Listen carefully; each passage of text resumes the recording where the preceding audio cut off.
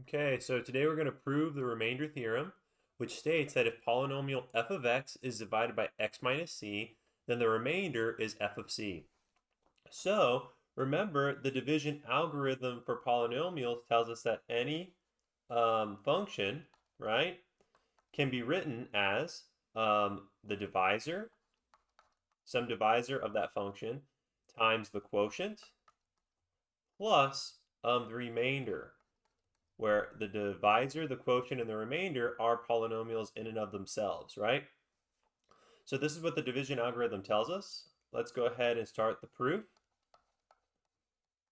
So if polynomial is divided by x minus c, so that means x minus c is our divisor. So we know that we'll have f of x. Maybe I should put by the division algorithm, right? By the division algorithm, right? We know that f of x can be written as the divisor of x, which in this case we know is x minus c. So x minus c times the quotient, right? And what the division algorithm also tells us is that the remainder is always a degree smaller than the divisor.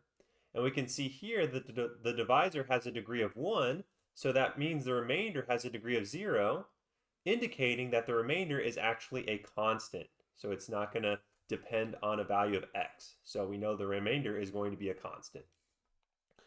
Now, what we can do is we can consider f of c, right?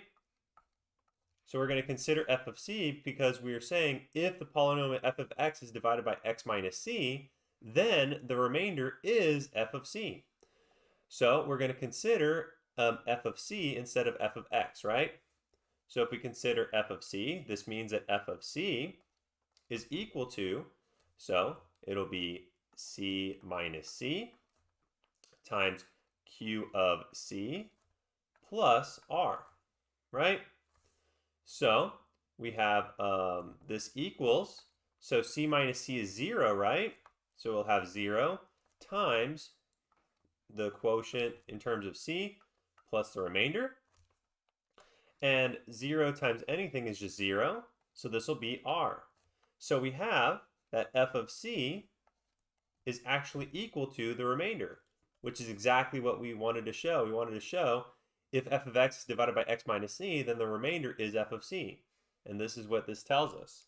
Thus, the remainder is f of c. And that is the proof of the remainder theorem.